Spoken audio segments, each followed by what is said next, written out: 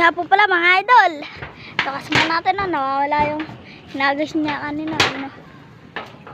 Ano? Mga kadaber guys. Diyan na akin idol. Umuwi na akin. Ayun. Pare. Nako. Ito nasugatan. Ito kami sa taas ng bubong oh. Abang pa rin ng ibon niya. Ito kulungan niya oh. Ubos. Ayun yung kulong niya idol. Oh, shoutout ka, shoutout. Shoutout nga po pala kay Raymond. Shoutout nga po pala kay ano. Kay Daber Catch. Idol kita, Daber Catch. Ayun yung ibon oh, pare. Sim lang natin.